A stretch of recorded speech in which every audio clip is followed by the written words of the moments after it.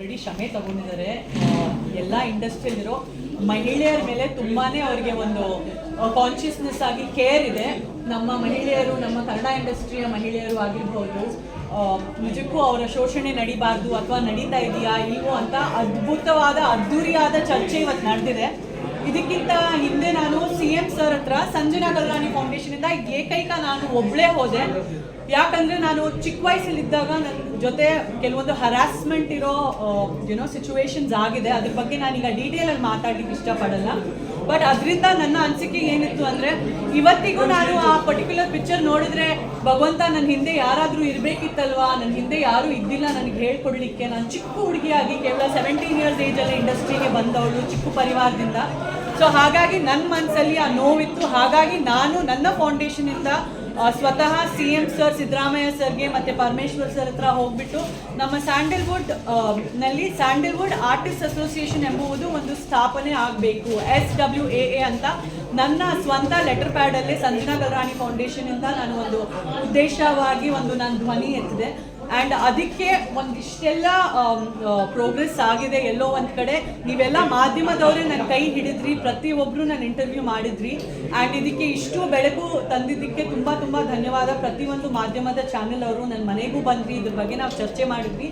ನನ್ನ ಅನಿಸಿಕೆ ಬಂದು ಮೀಟು ಅಲ್ವೇ ಅಲ್ಲ, ಅಥವಾ ಮಹಿಳಾ ಶೋಷಣೆ ನಡೀತಾ ಇದೆಯೋ ಇಲ್ವೋ ಈಗಲೇ ಹೋಗಿ ನೋಡಿ ಗಮನ ನೀಡಿ ಆ ಥರ ಏನೂ ಇಲ್ಲ. ಬೇಸಿಕ್ ಆಗಿ ಫಸ್ಟು ಒಂದು ಬೇಸಿಕ್ ಬಾಡಿ ಮಾಡಬೇಕು, ಸ್ಯಾಂಡಲ್ವುಡ್ ವುಮೆನ್ ಆರ್ಟಿಸ್ಟ್ ಅಸೋಸಿಯೇಷನ್. ಅದರಿಂದ 17-18 ವರ್ಷಗಳ ಯಾರು ಹುಡುಗಿರು ಬರ್ತಾರೆ ಅವ್ರಿಗೆ ಅವೇರ್ನೆಸ್ ಕೊಡಬೇಕು. ನಾವೀಗ ಹಿರಿಯ ನಟಿಯರು, ನಾವು ಒಂದು ಗಂಡು ಮಗು ಥರಾನೇ ನಮ್ಮನ್ನ ನಾವೇ ಹೇಗೆ ಕಾಪಾಡ್ಕೊಬಹುದು. ನಾವು ಸೀನಿಯರ್ಸ್ ಆಗಿರೋದ್ರಿಂದ ನಮಗೆ ಅಷ್ಟು ಒಂದು ಧೈರ್ಯನೂ ಇದೆ, ಮತ್ತೆ ನಮಗೆ ಅಷ್ಟು ಒಂದು ಹೇಗೆ ಥಾಟ್ ಪ್ರಾಸೆಸ್ ಇದೆ ಇಂಡಸ್ಟ್ರಿಗೂ ನಮಗೆ ಗೊತ್ತಿದೆ. ಬಟ್ 18 ಇಯರ್ಸ್ ಏಜಲ್ಲಿ ಬಂದವ್ರಿಗೆ ಕಂಪಲ್ಸರಿಯಾಗಿ ಆರ್ಟಿಸ್ಟ್ ಅಸೋಸಿಯೇಷನ್ ಅಲ್ಲಿ ಮೆಂಬರ್ ಆಗಿ ಒಂದು ಹಕ್ಕು ಪತ್ರೆಯನ್ನು ನಾವು ಕೊಡಬೇಕು. ಆ ಹಕ್ಕು ಪತ್ರೆ ಮೂಲಕ ಅಟ್ಲೀಸ್ಟ್ ಒಂದು ಲೀಗಲ್ ಕಾಂಟ್ರಾಕ್ಟ್ ಮಾಡ್ಕೊಳ್ಳಿ. ನೀವು ಸಿನಿಮಾ ಸೈನ್ ಮಾಡಿದ್ರೆ, ಮತ್ತೆ ಸಿನಿಮಾ ಶೂಟಿಂಗಿಗೆ ಒಬ್ಬರೇ ಹೋಗಬೇಡಿ. ಅದು ಎಲ್ಲೇ ಆಗಿರ್ಬೋದು, ಬೆಂಗಳೂರಲ್ಲಿ ಆಗಿರ್ಬೋದು, ಔಟ್ ಆಫ್ ಬ್ಯಾಂಗ್ಳೂರ್ ಶೂಟಿಂಗ್ ಆಗಿರ್ಬೋದು, ಇಂಥದ್ದೆಲ್ಲ ಒಂದು ರೂಲ್ ಬುಕ್ಕು, ಒಂದು ಹಕ್ಕು ಪತ್ರಿನಲ್ಲಿ ಎಲ್ಲ ರೂಲ್ಸ್ ಬರೋದು. ಮತ್ತೆ ಶೂಟಿಂಗ್ ಹೋದ್ರೆ ಒಂದು ಕ್ಯಾರವನ್ಗೋಸ್ಕರ ಕೇಳಿ, ಕ್ಯಾರವನ್ ಸಿಕ್ಕಿಲ್ವಾ ಹತ್ರದಲ್ಲಿ ಅಟ್ಲೀಸ್ಟ್ ಒಂದು ರೂಮ್ ಆದರೂ ಕೇಳೋದು ಪ್ರತಿಯೊಂದು ಕಲಾವಿದೆಯ ಒಂದು ಅಧಿಕಾರ ಇದು. ಈ ಅಧಿಕಾರಗಳು ಅವರಿಗೆ ಒಂದು ಅವೇರ್ನೆಸ್ ಪಡೆಯೋದು, ಹೊಸ ಆರ್ಟಿಸ್ಟ್ಗೆ ವಿದ್ಯೆ ಕೊಡೋದು, ನಾವು ಕೆಲಸ ಮಾಡೋಣ ಅಂತ ನನ್ನ ಒಂದು ಸ್ಟ್ರಾಂಗ್ ಆದ ಅನಿಸಿಕೆ. ಬಿಕಾಸ್ ನಾವಿದ್ದಾಗ ನಮಗೆ ಯಾರೂ ಬಂದು ಹೇಳ್ಕೊಟ್ಟಿಲ್ಲ, ತುಂಬ ಅನುಭವಿಸಿದ್ದೀವಿ ಹಲವಾರು ಸಿಚುವೇಶನ್ಸಲ್ಲಿ ನಾವು. ಆ್ಯಂಡ್ ಈ ಒಂದು ಅನುಭವದಿಂದ ನಾನೇನು ಕಲಿತೆ ಅಂದರೆ, ನಾನು ಒಂದು ಪೊಸಿಷನಲ್ಲಿ ಇದ್ದೀನಿ, ನನ್ನಿಂದ ಹಲವಾರು ಹೆಣ್ಮಕ್ಳಿಗೆ ಒಳ್ಳೇದಾಗತ್ತೆ ಅಂದರೆ, ಹಲವಾರು ಹೆಣ್ಮಕ್ಳ ಶೋಷಣೆ ಆಗಿರ್ಬೋದು ಅಥವಾ ಎಕ್ಸ್ಪ್ಲಾಯ್ಟೇಷನ್ ಆಗಿರ್ಬೋದು, ದೌರ್ಜನ್ಯ ಆಗಿರ್ಬೋದು ನಿಲ್ಲತ್ತೆ ಅಂದರೆ, ಇದಕ್ಕಿಂತ ಜಾಸ್ತಿ ಖುಷಿ ಪಡೆಯೋ ವಿಷಯ ಬೇರೆ ಏನೂ ಇಲ್ಲ. ಹೌದು, ಅದಕ್ಕೆ ಸಪೋರ್ಟ್ ಇದೆ. ಎಲ್ಲೋ ಒಂದು ಹಂತಕ್ಕೆ ನಾವು ಇಷ್ಟೆಲ್ಲ ಶಬ್ದ ಮಾಡಿದ್ವಲ್ಲ, ಇದು SWA Sandalwood women artist association ಮಾಡಿ, ಅದು ಸ್ಯಾಂಡಲ್ವುಡ್ ವುಮೆನ್ ಆರ್ಟಿಸ್ಟ್ ಅಸೋಸಿಯೇಷನ್ ಆಗಿರ್ಬೋದು, ಮಹಿಳಾ ಸುರಕ್ಷಣೆ ಸಂಘ ಆಗಿರ್ಬೋದು, ಅಥವಾ ಅದಕ್ಕೆ ನೀವು ಪಾಶ್ ಅಂತಾನೆ ಹೆಸರು ಹಾಕಿ ಹೇಳ್ಬೋದು. ಇದ್ರ ಎಲ್ಲ ಮೂಲ ಬಂದು ಮಹಿಳೆಯ ಸುರಕ್ಷಣೆ ಅಂತ. ಇದರಲ್ಲಿ ನಾವು ಸಕ್ಸಸ್ ಆದ್ರೆ ನನಗೆ ತುಂಬಾ ತುಂಬಾ ಖುಷಿ ಆಗುತ್ತೆ. ವೇದಿಕೆ ಮೇಲೆ ಮಾತಾಡ್ತಾ ಹೇಳಿದ್ರು ಇಂಡಸ್ಟ್ರಿಯಲ್ಲಿ ಲೈಂಗಿಕ ಶೋಷಣೆ ಅನ್ನೋದು ಇಲ್ಲ ಅಂತ ಹೇಳಿದ್ರು, ಒಪ್ತೀರಾ ಅದು ಮಾತಾ ನೀವು? ಕನ್ನಡ ಫಿಲ್ಮ್ ಇಂಡಸ್ಟ್ರಿ ಅಷ್ಟು ಒಳ್ಳೆ ಇಂಡಸ್ಟ್ರಿ ನಮ್ಮ ಇಂಡಿಯಾನಲ್ಲಿ ಇಲ್ಲ.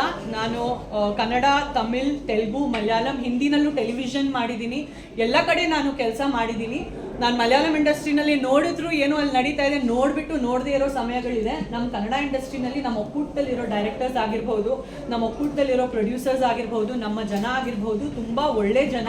98% to 99% ಏನು ಪ್ರಾಬ್ಲಮ್ ಇಲ್ಲ. 1 or 2% ಪ್ರಾಬ್ಲಮ್ ಎಲ್ಲ ಕಡೆನೂ ಇರುತ್ತೆ. ಮೇಡಮ್, ಇವಾಗ ಸೆಕ್ಸುವಲ್ ಅಬ್ಯೂಸ್ ಅಂತ ಮಾತ್ರ ಅಲ್ಲ ಮೆನ್ಷನ್ ಆಗಿರೋದು, ಬೇರೆ ತರದ್ದು ಮೂಲಭೂತ ಸೌಕರ್ಯಗಳಾಗಿರ್ಬೋದು, ಬೇರೆ ತರದ್ದು ಪೇಮೆಂಟ್ ವಿಚಾರ ಆಗಿರ್ಬೋದು, ಪ್ರತಿಯೊಂದು ಕೂಡ ಇನ್ಕ್ಲೂಡ್ ಆಗಿರ್ತದೆ. ಅಂತ ಸಮಸ್ಯೆ ನಿಮ್ಗೆ ಆಗಿಲ್ವಾ? ತುಂಬಾ ಸಮಸ್ಯೆಗಳಾಗಿದೆ. ಮೊದಲನೇ ಪೇಮೆಂಟ್ ಸಿಗುತ್ತೆ, ಎರಡನೇ ಪೇಮೆಂಟ್ ಸಿಗುತ್ತೆ. ಕನ್ನಡ ಇಂಡಸ್ಟ್ರಿನೇ ಅಲ್ಲ, ಬೇರೆ ಇಂಡಸ್ಟ್ರೀಸಲ್ಲೂ 3ನೇ ಪೇಮೆಂಟ್ ಕಾಣೆ, 4ನೇ ಪೇಮೆಂಟ್ ಭಸ್ಮ.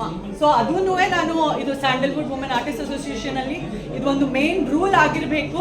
ಏನಂದ್ರೆ, ಯಾವುದಾದ್ರೂ ಕಲಾವಿದನ ಸೈನ್ ಮಾಡಿದ್ರೆ ಒಂದು ಲೀಗಲ್ ಅಗ್ರಿಮೆಂಟ್ ಕೊಡಲೇಬೇಕು ಎಂಬುದು ಕಂಪಲ್ಸರಿ ಮಾಡಿ. ಅದನ್ನ ನಾವು ತುಂಬಾನೇ ವಿವರವಾಗಿ ಹೇಳಿದ್ವಿ. ಮೇಡಮ್, ಮಹಿಳಾ 17 ಪಾಯಿಂಟ್ ಮೇಂಟೈನ್ ಮಾಡಿಕೊಟ್ಟಿದ್ದಾರೆ. 17 ಪಾಯಿಂಟ್ಸ್ ಏನೆಲ್ಲ ಇದೆ ಮೇಡಮ್? ನಿಮ್ಮ ವಿಚಾರಗಳನ್ನು ಪ್ರಸ್ತಾಪ ಮಾಡಿ. ಇಲ್ಲ, basically all the points put together, it's about women protection, ಮತ್ತು ಎಲ್ಲಾದರೂ ಶೂಟಿಂಗ್ ಹೋದರೆ ಒಂದು ದೂರದಲ್ಲಾದರೂ ಒಂದು ರೂಮ್ ಆದರೂ ಇರಲಿ, ಈ ಥರ ಎಲ್ಲ ವುಮೆನ್ ಪ್ರೊಟೆಕ್ಷನಿಗೆ ಸಂಬಂಧಪಟ್ಟಿದ್ದ ಎಲ್ಲ ಪಾಯಿಂಟ್ಗಳು ಲೇಡೀಸ್ಗೆ ಇನ್ನೊಂದು ಅಷ್ಟು ಸೇಫ್ ಜಾಗ ಮಾಡೋಣ ನಮ್ಮ ಕನ್ನಡ ಫಿಲ್ಮ್ ಇಂಡಸ್ಟ್ರಿ. ಯಾವುದೇ ಒಂದು ತಾಯಿ, ಯಾವುದೇ ಒಂದು ತಂದೆ ನನ್ನ ಮಗಳನ್ನ ನಾನು ಕನ್ನಡ ಫಿಲ್ಮ್ ಇಂಡಸ್ಟ್ರಿಗೆ ಹೀರೋಯಿನ್ ಮಾಡಕ್ಕೆ ಕಳಿಸ್ತಾ ಇದ್ದೀನಿ ಅಂದರೆ ಅದು ಖುಷಿಯಾಗಿ ಅವ್ರು ಕಳಿಸ್ಬೇಕು ಅಂತ ಒಂದು ಸೇಫ್ ಎನ್ವಿರಾನ್ಮೆಂಟ್ ಕ್ರಿಯೇಟ್ ಮಾಡೋದು ಎಲ್ಲರ ಉದ್ದೇಶ ಆಗಿದೆ. Okay. Thank you. SS TV cinema ಜಗತ್ತಿನ ಕ್ಷಣ ಕ್ಷಣದ ಸುದ್ದಿಯೊಂದಿಗೆ.